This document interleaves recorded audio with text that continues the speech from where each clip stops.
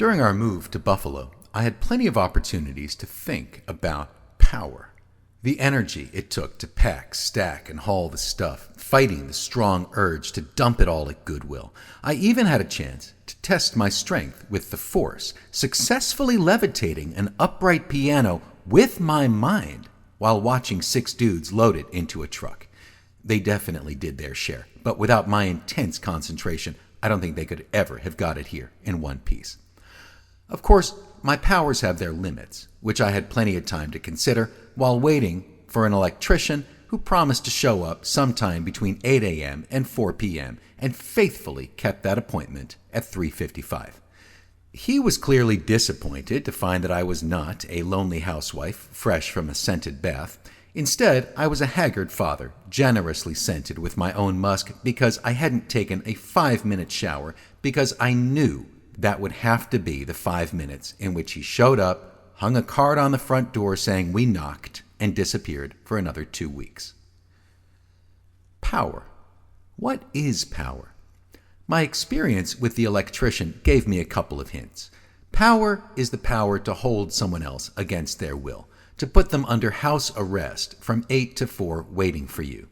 And power is also the power to show someone a number and tell them to pay it, giving them no frame of reference to understand your cryptic system of computation. How did you arrive at this number? I don't understand amps and breakers, but I know what $1 is, and I can see that in 15 minutes you've installed $2 worth of metal in plastic. How do I owe you $5,000? Electricians always tell you that the previous electrician was a crook.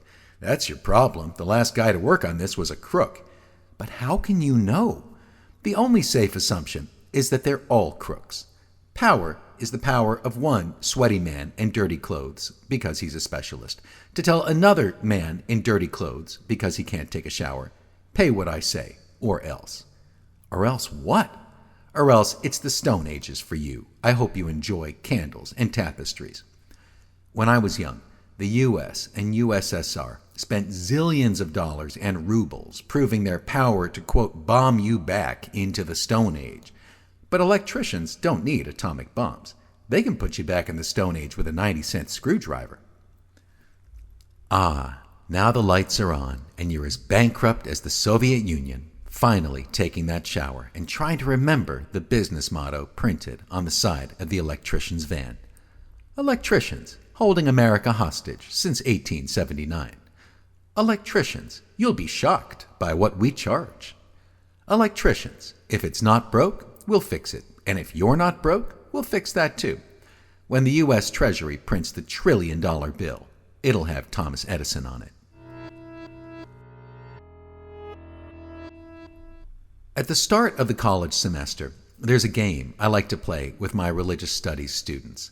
I show them the word power and tell them to think of a person. Then I ask them about the image that comes to mind.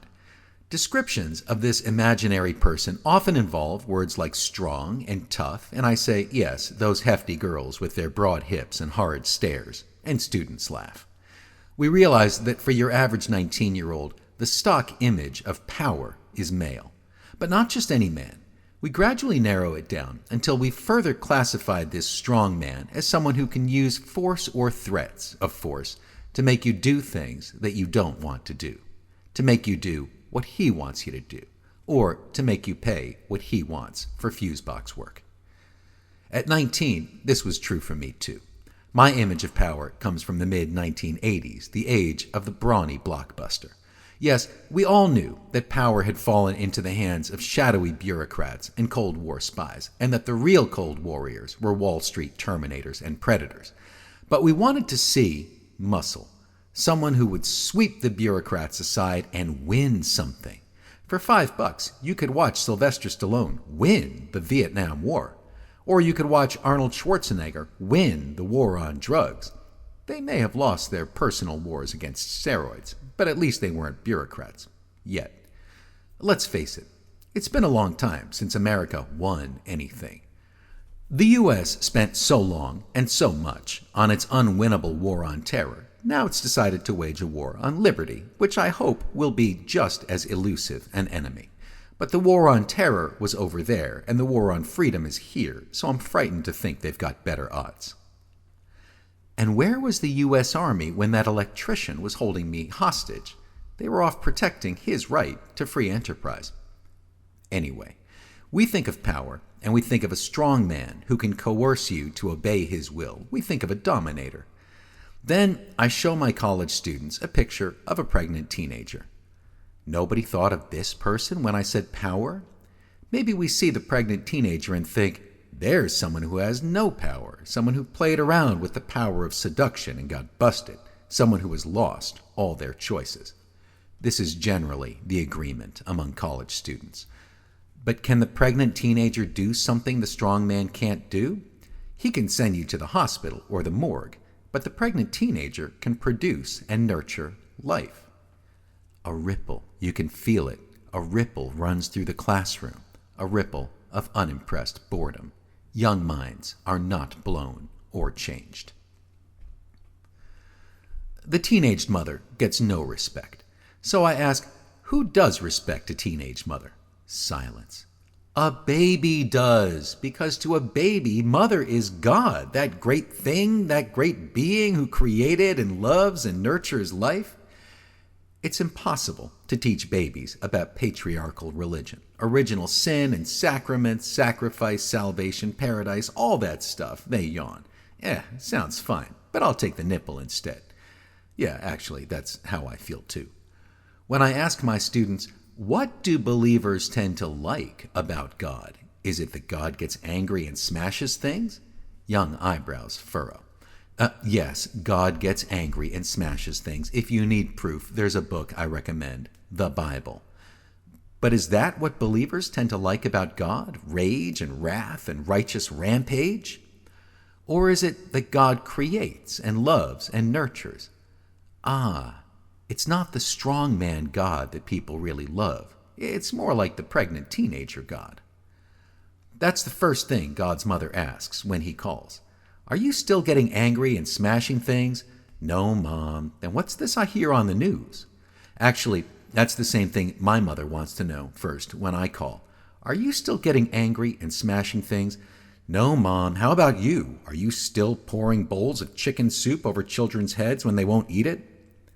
She only did that once, and it was my brother Peter, who I think, now that he's a father, would agree he deserved it. God is powerful. We could say God is power. As a matter of fact, we have to, because if we don't say God is power, then we'd have to say power is God, and that would be a nightmare, especially for us non-electricians.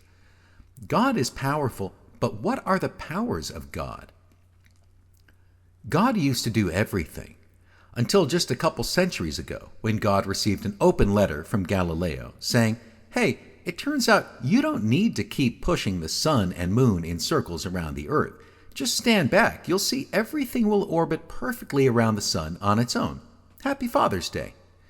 And then an open letter from Charles Darwin telling God he no longer had to painstakingly hand-carve every wing of every mosquito and every eyelash of every child. The incredible diversity of life would from henceforth be handled by a random algorithm that guaranteed every pine needle would be as unique as a snowflake.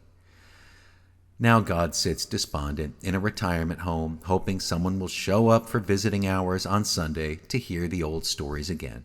And unfortunately, the old stories are all written down, so they can't get bigger every time we hear them. Some modern Christians have drawn a line in the sand. Gravity and biodiversity can have their pieces of the pie, but God still gets creation, destruction, and judgment. The clocks of physics and biology can keep ticking, but God gets to set the alarm and then smash the clock when it rings. And in the meantime, he's entrusted our care to wise billionaires whose capitalist adventurism will steer the ship through the maze of icebergs. I would say God help us all, but something tells me the help won't be that evenly distributed. Sometimes I feel powerless and wonder, do I really need to be a prisoner of this house, an indentured servant to this mortgage, a hostage of these electricians? What if I took my family, Swiss family Snoddenson style, into the state parks or Pennsylvania and started a new life in the wild? Then I remember it's illegal to stay in the state parks, and Pennsylvania is swarming with rabid packs of Pennsylvanians. And also, I've never actually hunted anything or made tools for a hunt, and I don't know how to build a shelter, and my wife knows a lot, but I doubt she could find enough berries to feed 6 people. I've got powerful tools, but they run on electricity. I've got power, but I don't have the powers of the average 10-year-old in the Stone Age.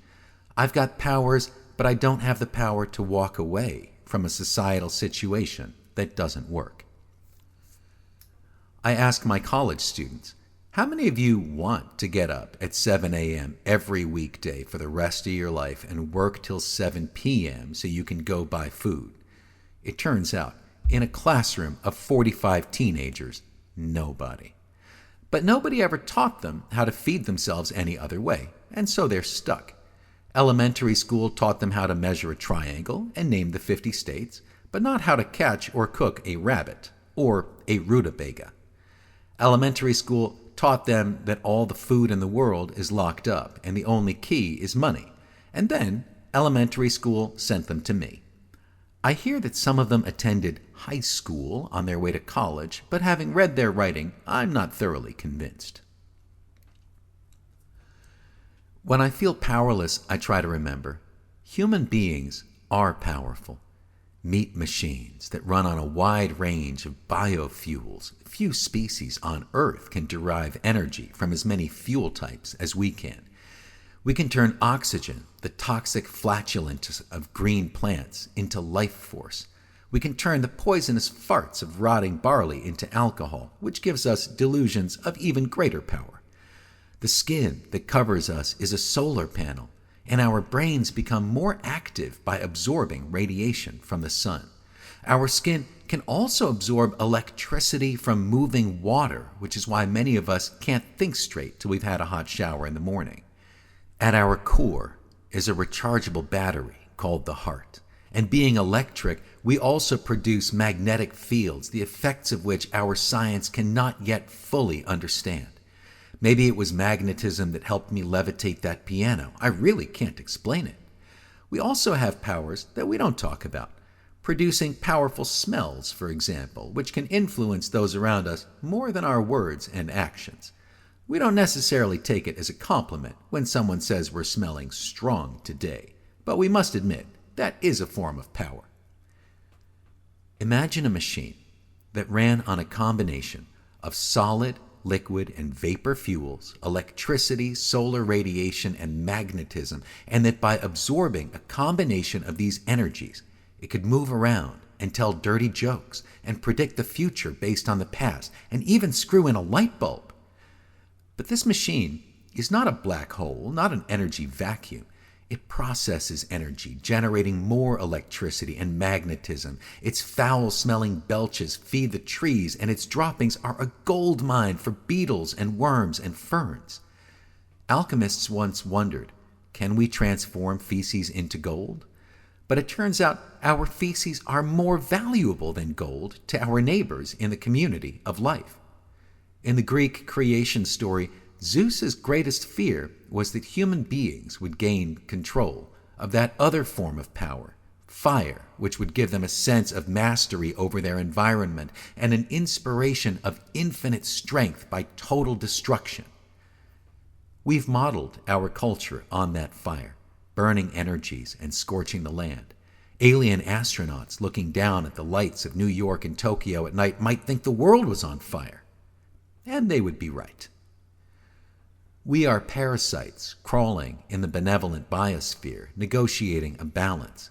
While the Earth spins in a dizzying orbit, we build wagons, steam trains, and jeeps to move us farther and faster. Meanwhile, we ourselves are the moving, benevolent biospheres for billions of bacteria, germs, and parasites who have been working tirelessly for millions of years to evolve the wagon, train, and jeep of land animals. I am the jeep that nurtures these bacteria and transports them in style, while a factory in my body produces the seeds of even sturdier, handsomer bacteria transports, my children. Inside my human machine is a whole world of living cultures. That's why the inside of my mouth smells like New Orleans until I brush my teeth in the morning. And as the microscopic germs work for balance with the biospheres of our bodies so as not to render us uninhabitable, so we as human beings must work for balance with the biosphere of the earth so as not to render her uninhabitable. We are powerful beyond our own imaginings. As a seminarian, I found systematic theology to be incredibly confusing and discouraging. Now, as a reproductive adult, I find systematic biology is even more confusing, but it's also empowering.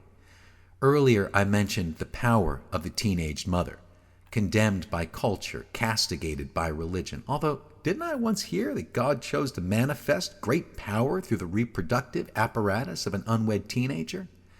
Anyway, it turns out I'm an electrician too, and a power plant, generating warmth and energy and a safe home for billions of germs and bacteria and parasites. But I don't use this power to make them feel like prisoners in my intestines, and I certainly don't use this power to make them pay exorbitant fees for the right to absorb my precious electricity and half-digested hamburgers. Many of us here are not blockbuster superstars or billionaires, and I can tell we're not electricians because nobody in the room is charging to attack me or attacking to charge me. But that doesn't mean we don't have power. We do have power. We are the power. Thank you for listening. This has been Animal Magic, and I have been Jay Snodgrass, and hopefully will be again someday. There are other episodes and other, whatever, Snodgrass, manifestations. So please check that out, and I look forward to the next episode. Thanks.